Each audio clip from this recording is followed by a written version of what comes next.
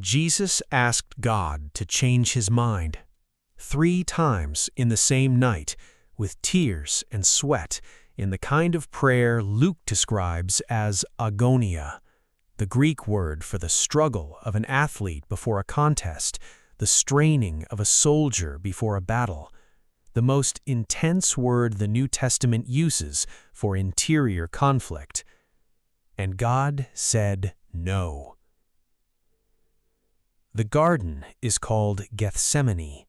The name is Aramaic, Gat Shemanim, oil press, a place where olives were brought to be crushed under a heavy stone until everything inside them poured out.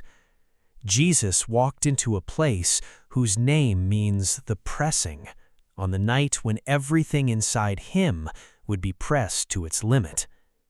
That is not a coincidence. Nothing in this story is a coincidence. To feel the weight of what happens in Gethsemane, you have to know what just happened before it. Jesus has spent the evening at a table with his disciples, celebrating Passover. The Synoptic Gospels place the Last Supper on Passover evening itself, the night after the lambs were slaughtered. He has taken the unleavened bread and broken it and said, "This is my body."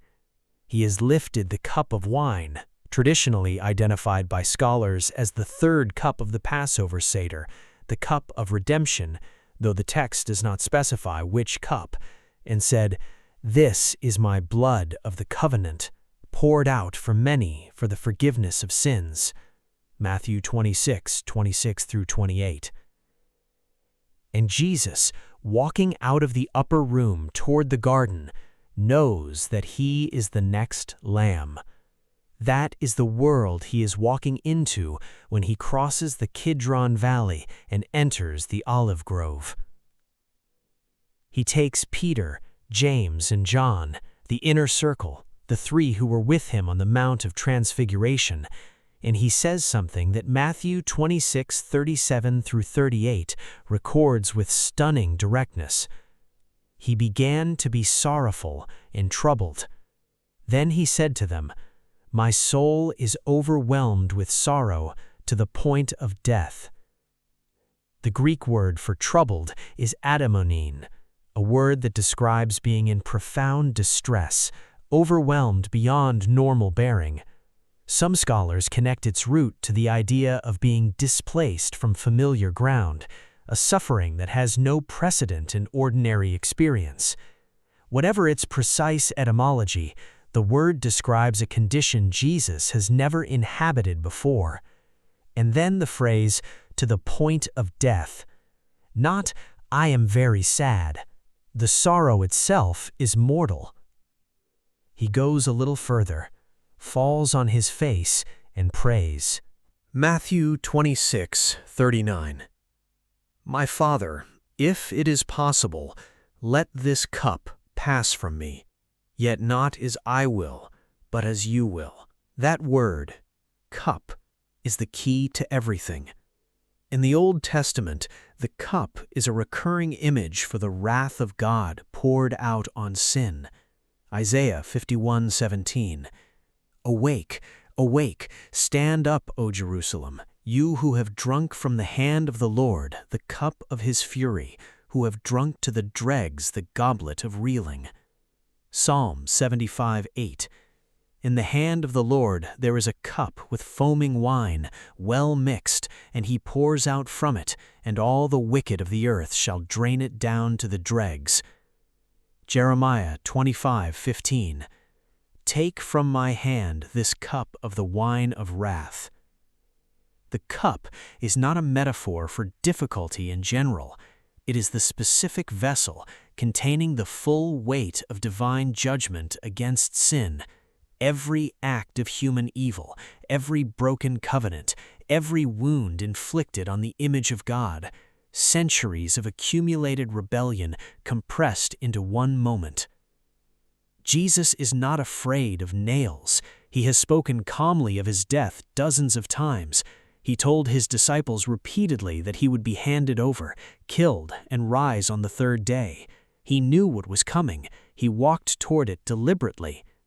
What he is recoiling from in Gethsemane is something he has never experienced, something that has no precedent in his existence. 2 Corinthians 5:21. He made him to be sin who knew no sin. The one who has existed in eternal, unbroken, perfect communion with the Father is about to take into himself the full weight of human sin and bear the separation from God that sin produces. The cup is the cup of forsakenness. That is what is in it, and that is why the Son of God is on his face in an olive garden, asking his Father, "If it is possible, let this pass." He gets up, walks back to the 3 disciples.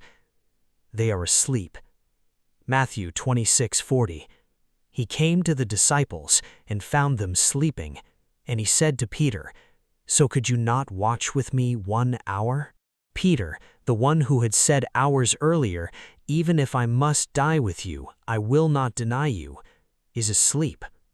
The contrast between what Peter said at the table and what he is doing in the garden is one of the most quietly devastating moments in the entire Passion narrative. No accusation from Jesus, just a question, "Could you not watch with me 1 hour?" Then he gets up, walks back to the 3 disciples. They are asleep. Matthew 26:42. He prayed a second time, returned. They are asleep again. Matthew says their eyes were heavy. A third time, the same thing.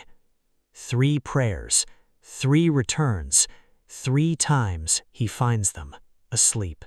Luke 22:43-44, 2 verses that some early manuscripts do not include, though most scholars consider them authentic, adds a detail the other Gospels do not record. An angel from heaven appeared to him and strengthened him, and being in agony, he prayed more earnestly, and his sweat became like great drops of blood falling down to the ground. 2 words in that passage carry more weight than most people give them. The first is agōnia. We get the English word agony from it, but the Greek original is more specific. It was used for the mental state of an athlete before a contest, the concentrated, focused, total body tension of someone about to give everything they have. It is not the agony of a defeated person. It is the agony of someone who has not yet begun to fight, but who knows what the fight will cost. The second is ektenesteron, translated more earnestly. The root ekteno means to stretch out, to extend to the full length of something, at full extension, the way a runner leans through the tape, the way a person reaches for something just beyond their grasp. Luke is saying that in the moment of greatest darkness, Jesus' prayer stretched to its absolute limit. Every prayer before this was prayer. This was prayer at maximum capacity. And then the sweat. Thromboi haimatos, drops of blood. Ancient medical writers use thromboi for clots. Some scholars debate whether Luke is describing actual blood mixed with sweat, a rare medical phenomenon sometimes associated with extreme psychological distress, or using a simile, like drops of blood. Either way, the image is the same.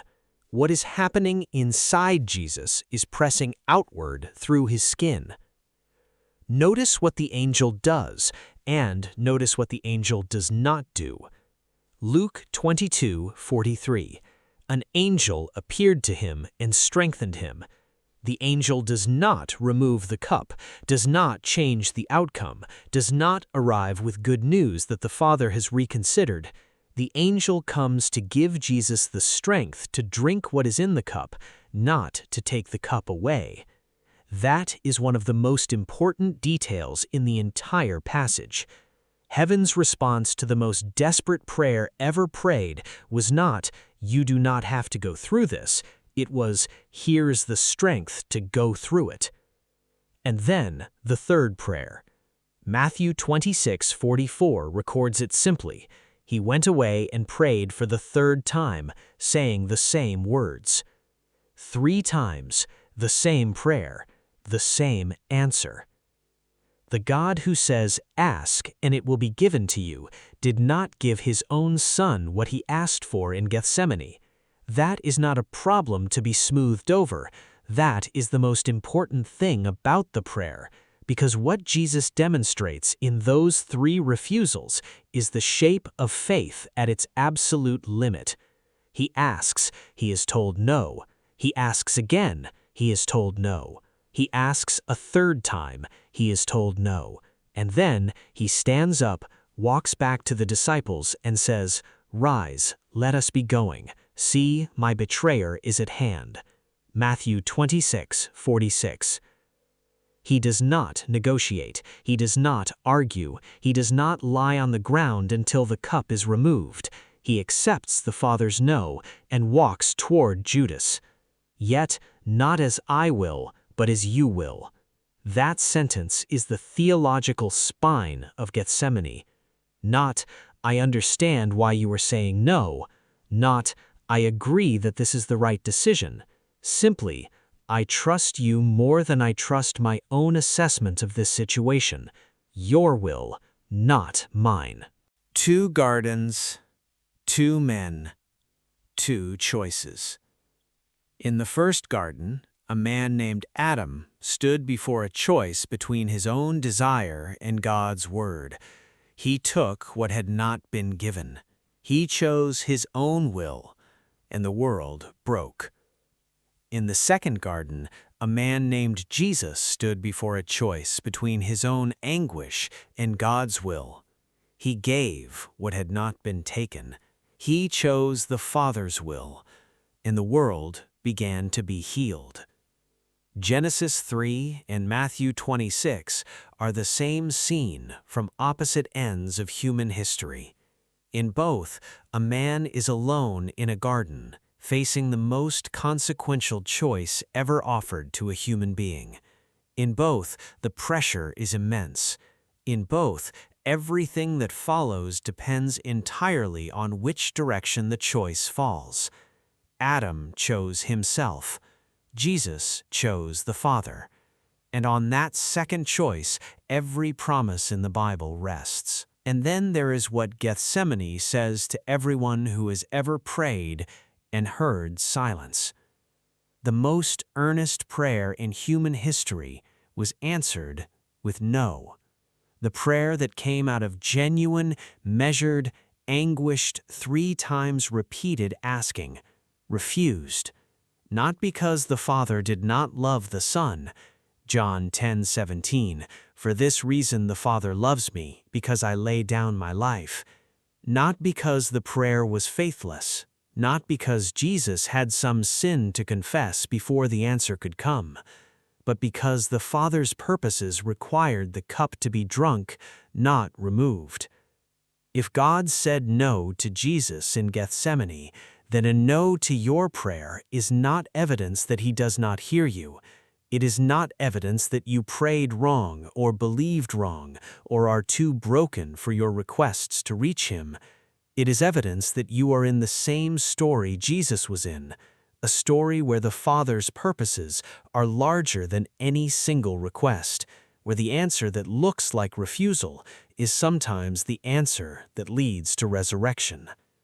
The angel who came to strengthen Jesus did not explain the plan, did not show him the empty tomb on the other side of Friday, just strengthened him for the next step.